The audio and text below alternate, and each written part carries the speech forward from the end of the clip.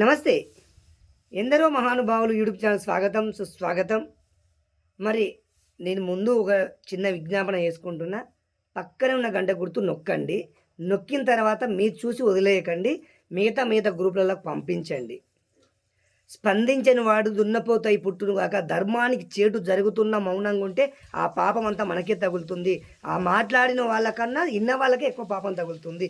ఆ వీడియో చూసిన వాళ్ళకి ఎక్కువ పాపం తగులుతుందని నేను చెప్పడం లేదు. మార్కండేయ పురాణం నేను ఈ మధ్య ఫాలో అంటే చూస్తున్నాను కనుక చెప్తున్నాను. అరే దానికి స్పందిస్తే ఏమవుతుందో దీనిపైన స్పందిస్తుందేమో అని హిందూ బంధువులు మౌనంగా బతుకులు ఇచ్చకండి, స్పందించండి. మరి ఇప్పుడు మనము ఓటింగు దగ్గరికి రావడం జరిగింది. ఇంకా 11, 12 ఒకటే రోజు మిగిలి ఉంది. ఈరోజు పోతే ఒకటే రోజు మిగిలి ఉంది.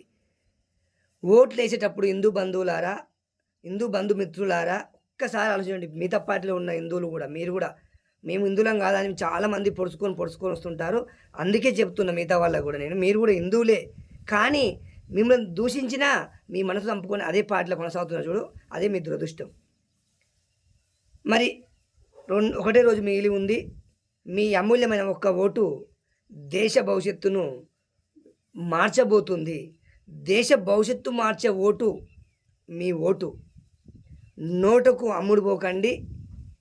మరి ఇంకా ఒక్కసారి మీ ఇష్టదైవాన్ని ఓటేసే ముందు ఇంట్లోకి వెళ్ళి బయలుదేరేటప్పుడు నా ధర్మాన్ని నిజంగా ఏ పార్టీ కాపాడుతుంది, నా ధర్మాన్ని నిజంగా ఏ పార్టీ నిలబెడుతుంది అని ఒక్కసారి మీ గుండె మీద చెయ్యి వేసుకొని మీ ఆత్మ ఏది చెబితే దానికే ఓటేసిరండి. మీ ఆత్మ ఎవరిని చెప్తే వానికి వేసిరండి. ఒక్కసారి ఆలోచించండి. ఒక సెకండ్ ఆలోచించండి. ఈ సనాతన ధర్మాన్ని సంరక్షిస్తున్నది ఎవరు? మీకు ఆలోచించుకున్నాక కూడా మీ ఆత్మవిమర్శ తప్పుగా ఘోషిస్తే మీ తప్పుడు వాళ్ళకే మీ ఓటు వేసుకోండి. మీ ఆత్మ నిజాయితీగా ఇది కరెక్టు, నువ్వు ఈ పార్టీలో ఉన్నావు, ఇది కరెక్ట్ కాదు, ఇప్పుడు ఇది నీకు ఈ ఓటు, ఈ ఒక్క ఓటు ఈ పార్టీ వేయకు, ధర్మాన్ని కాపాడే దేశ భవిష్యత్తును మార్చే పార్టీకి ఓటే అని ఈ ఒక్క ఓటు నేను అడుగుతున్నా. మిగతా మీ ఎమ్మెల్యే, మీ సర్పంచ్, ఎంపీటీసీ మీ నచ్చిన వాళ్ళకి వేసుకోండి. ఈ ఒక్క ఓటు ధర్మం కోసం, దేశం కోసం, దేశానికి సరిహద్దు బార్డర్ కాపాడే పార్టీ ఏదో ఆలోచించుకోండి. ఆత్మవిమర్శ చేసుకోండి. ఆత్మతో మాట్లాడండి ఒకసారి. చాలామంది నేను హిందూ బంధువులకు చెప్తున్నా, ఇంకో స్వామీజీలకు, శివభక్తులకు, అయ్యప్ప స్వాములకు ప్రతి ఒక్కరికి విజ్ఞప్తి చేస్తున్నా, మీరు చేస్తున్న హిందూ కార్యక్రమాలు వేరు. చివరకు హిందూ దేవాలయాన్ని ఎవరైతే కూలుస్తున్నాడో వానికి ఓటేస్తున్నా చూడు, దానికి సెల్యూట్ చేయాలి మీకు నేను. ఎవరైతే రామాలయాన్ని కూలుస్తానంటున్నాడో వాని పార్టీలో కొనసాగుతున్నారు మీరు. 18 సార్లు 20 సార్లు శివమాలలు, అయ్యప్ప స్వామి మాలలు, ఇంకే వగేరా ఎన్నో వేసుకుంటున్నారు. ధర్మం వైపు అసలే ఉండరు. పోయి నీ ధర్మాన్ని నాశనం చేస్తారా బాబు అంటే వానికి మనం ఓటేసి వాని డబ్బులు ఖర్చు పెట్టి ప్రచారంలో తిరుగుతున్నారు ఈ మధ్య కొంతమంది, నేను చూస్తున్నా.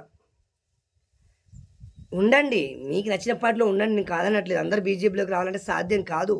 మీకు నచ్చిన పార్టీలో ఉండి హిందూ వ్యతిరేక రాజకీయ నాయకులను నిరసన తెలియజేయండి. మీరు ఇలా మాట్లాడితే మేము మీ పార్టీలో కొనసాగము, నేను మీ పార్టీకి ఓటేయమని కార్యకర్తల స్థాయి నుంచి ప్రశ్నించండి.